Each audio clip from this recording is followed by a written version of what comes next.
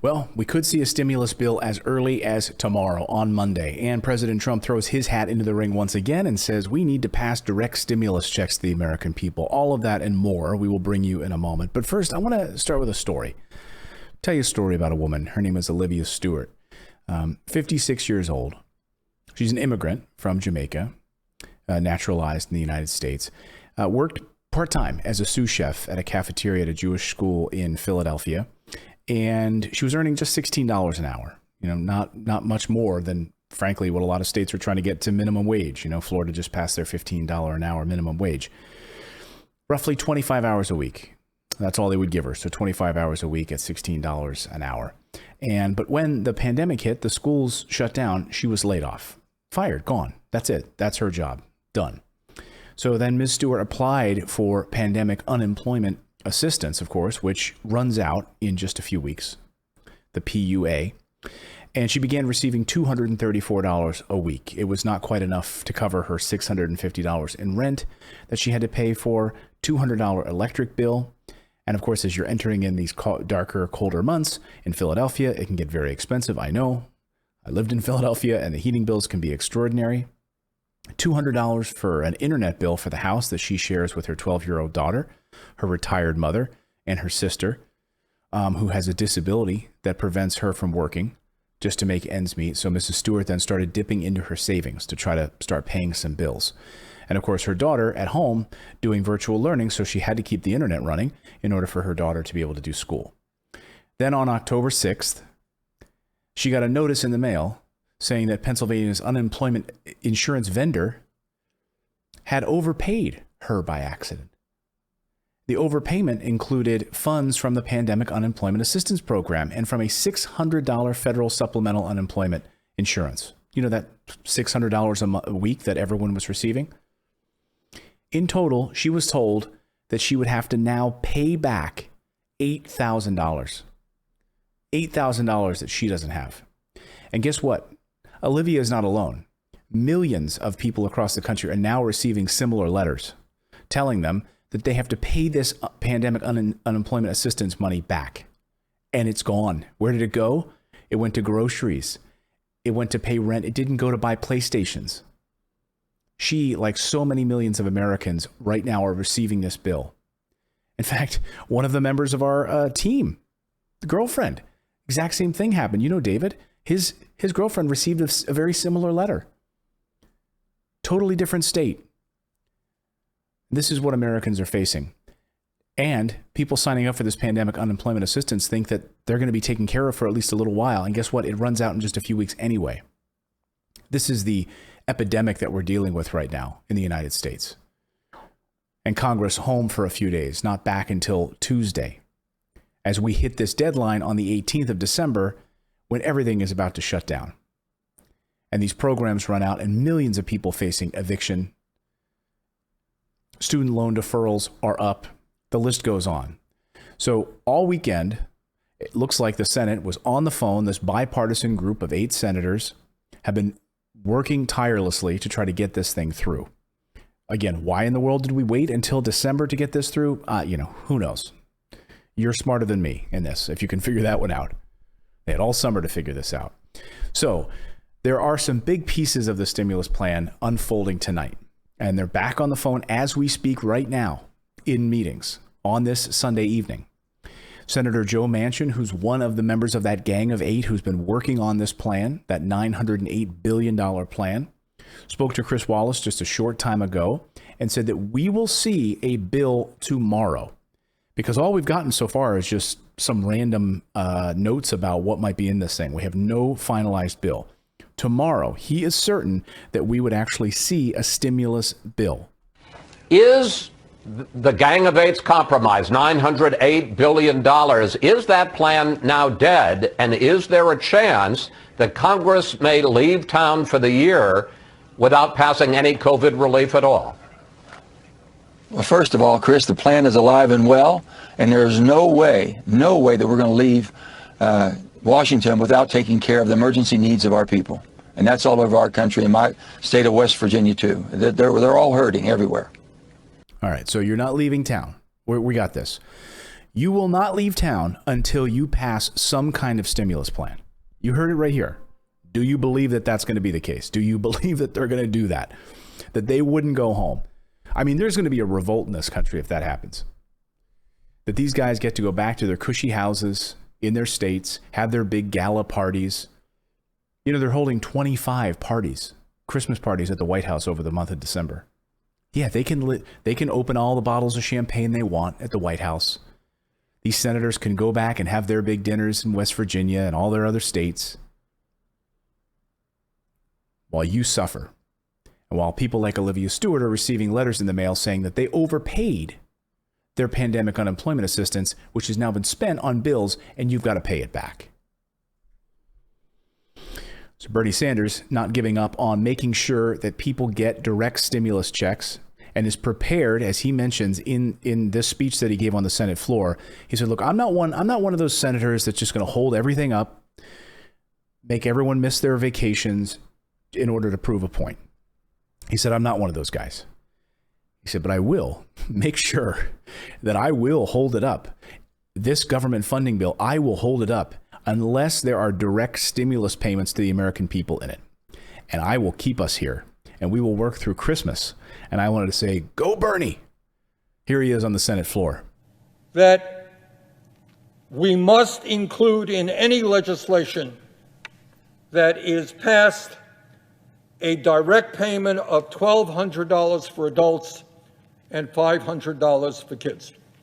We must not leave Washington unless we do that. And next week, I am going to do everything that I can to make sure that that happens. We will not leave Washington unless we make certain that millions of families have the economic assistance that they need. So we are working on bipartisan legislation, and Senator Hawley has done a very, very good job on this, and proud to yield the floor to him. So he, along with Josh Hawley, of course, the senator from Missouri, he's a Republican. They've been working on this bipartisan legislation, but he is once again saying, look, I will hold stuff up. I'm going to hold this chamber hostage unless we get a stimulus package that includes direct stimulus checks to the American people. And then, of all people, today, President Trump, who was yesterday was at the Army-Navy game down there in Washington, between Army and Navy. Navy lost brutally, I think 15-0. But the president was asked by Fox and Friends about stimulus. You know, they asked him a whole series of questions about the election. He's not giving up on the fights. He's got lawsuits, etc. He talked about funding the military and so forth. But he ended up then also talking about how he wants more money in the stimulus than is currently being discussed. He says, even all this remains deadlocked, he said that he's pushing very hard to get a deal done, and he criticized Democrats. So fast, they give us very little time for coming to the table. But we caught them, as you know, a game. And then you have Bernie Sanders on the floor saying, we, along with Josh Hawley, there must be direct stimulus checks in this next package. So tomorrow, we will, of course, be covering this on our live morning show at 9 a.m. Eastern time. So please subscribe to the channel and make sure you set that little bell notification to join us first thing in the morning at 9 a.m. Eastern time. So this is one big piece of this playing out right now, whether or not the president is going to get stimulus checks somehow pushed through. I mean, it's interesting to think, like, what sort of clout does he have right now after losing an election? And by the way, tomorrow is when the election is certified. So the election will be certified, the electors will be certified, and then that's it. He is no longer, now we have officially Joe Biden as president-elect, not tomorrow. So you can continue all of these, frivolous lawsuits as much as you want. But where was the leadership on this from to begin with? So he wants to blame Democrats. Meanwhile, Representative Katie Porter came out. She's been like a firebrand. She's ripping Mitch McConnell on this because it's been admitted that he's the reason this has been held up. That it never was able to be brought to the Senate floor because Mitch McConnell didn't bring it there.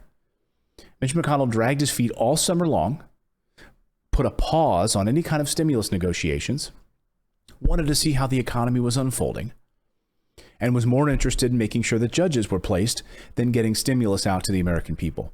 And now we're entering the darkest part of our winter. So here is Representative Katie Porter just a short time ago, taking it to Mitch McConnell. Listen. The need for help is dire. There's an epidemic, not just of COVID-19, but of unemployment, of hunger, of housing insecurity, and a lot of these programs expire at the end of the year. The good news is that Democrats and many Republicans in the Senate and in the House have agreed on the broad outlines of a $900 billion deal. Nobody's happy with this. Democrats have been pushing for more than that to meet the need. We've been pushing for direct payments to families. But this is a compromise that will solve some of the most acute needs. The problem here is Mitch McConnell. So speaking about Senator McConnell, you've been tweeting about him, and you've also gotten into some testy exchanges with the Treasury Secretary. But let's go to that tweet that you made about Senator McConnell. You tweeted as a part of a thread this: everyone at the negotiating table, include Senate Republicans, have agreed to a compromise, except one. Mitch McConnell is refusing to bring it to the floor unless it wipes away all COVID-related lawsuits filed that allege injury or death due to corporate negligence. So, Congresswoman, I decided to pull some of the biggest campaign donations to Senator McConnell in the 2020 election cycle. This is not at all an exhaustive list, but we have UPS, we have GEO Group, that's private prisons for everyone at home. We also have American Airlines, and they collectively donated about $200,000 in money to his campaign. Oh, isn't that interesting? Oh, again. Why is he pushing for this corporate liability protection? Well, guess what? They've all donated money to him. Is this a surprise at all? This year, I'm wondering if you think that he's just essentially trying to protect his financial interests in terms of campaign donations. You think? He's absolutely just kowtowing to his large corporate donors here. This is not a real problem. This is not what the American people are asking for. I'm talking to constituents and families every day in my community. They need help keeping food on the table. They need help keeping a roof over their head. They need to make sure the vaccine is safe and effective and is going to be distributed. Small businesses, especially the smallest businesses, need assistance. This is something that no real American is pushing for this. This is simply about doing the bidding, checking off an item that has long been on the wish list of the nation's largest corporations, who, by the way, very importantly, are already protected from liability so long as they act reasonably and follow reasonable safety precautions with regards to their customers, patients, and workers. Yeah, it's covered under OSHA. So as long as they put forth safety precautions, they put up plastic, they have proper social distancing guidelines placed in their businesses, they're already protected. This is what Democrats have been arguing. Mitch McConnell wants to take it one step further. Why? Because he's receiving a wheelbarrow full of cash from these big corporate donors who want to make sure that they are even further protected and workers' rights are eroded once again. Further. And this is the old record playing over and over again. Joe Manchin, for his part, was asked about this question about President Trump. President Trump wanting to send out direct stimulus checks. Just send out a direct stimulus checks thing of $600, no unemployment benefits. Let's just get that out in the mail to people. And Joe Manchin had a thought or two about this from the president. And let's, if you don't mind, a lightning round, quick questions, quick answers. President Trump says President Trump says, forget the unemployment benefits, just send a single stimulus check, $600 to each American. Is that a good idea? It's a bad idea, and I hope he reevaluates that statement, because basically, if you're sending a stimulus check of $600 or whatever it may be, it was $1,200 before, you're sending it to people that still have a paycheck and still have a job. If you send a check to an unemployed person, you're sending a person that has no lifeline. It's done at the end of this month. They've got nothing. We're going to $300 extended for 16 weeks. I think that's much more reasonable, practical, and much needed. Well, I can tell you that that's weak. And he kept referring during this interview that this is just a stopgap measure, that this is just an emergency bill. Why does it have to? Why are we labeling it that? Why are we just labeling this thing as like there's just an emergency bill? No, put together a massive stimulus package like other members, other European countries have done, like Japan has done. You're now labeling it it's suddenly an emergency package. Like there's suddenly a hurricane that roared through the Gulf of Mexico and now we need to step up and get, economic assistance down to Mississippi. No, We've known about this for months. This is not a sudden emergency. So to have unemployment cut from 600 down to 300, and then to also not have stimulus checks in that in this bill that could help people pay for back rent and other items, it's ludicrous. I mean, he is right in some ways that sending out these checks to people that have jobs right now is maybe not the smartest targeting, perhaps. That didn't stop us before, and it actually helped people stay out of poverty. And actually, that little bit of a safety net helped people pay rent when, guess what, all the other government benefits dried up. So we're bickering about $1,200 when the very first question, by the way, the very first question that Brian Kilmeade on Fox and Friends asked President Trump at the Army-Navy game, that was where this interview took place. When you look at this fight, though, you have 77% go in, $750 billion, and we're quibbling over $1,200 for Americans who can't pay their bills. Again, I go back to Olivia, the story that I told at the beginning. The 56-year-old woman who gets a letter in the mail after she received unemployment benefits. She was working at a school as a chef helping to feed children. She's laid off, can't pay her bills, has a daughter at home who's now doing virtual learning. She has to now pay back the unemployment benefits assistance that she got.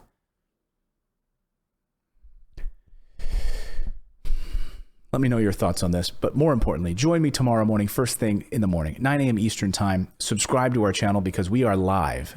We do a whole live show, and I'd love to have you there. If you're new to the channel, please, I'd love to see you first thing in the morning, 9 a.m. Eastern time. Subscribe and turn on that little bell notification.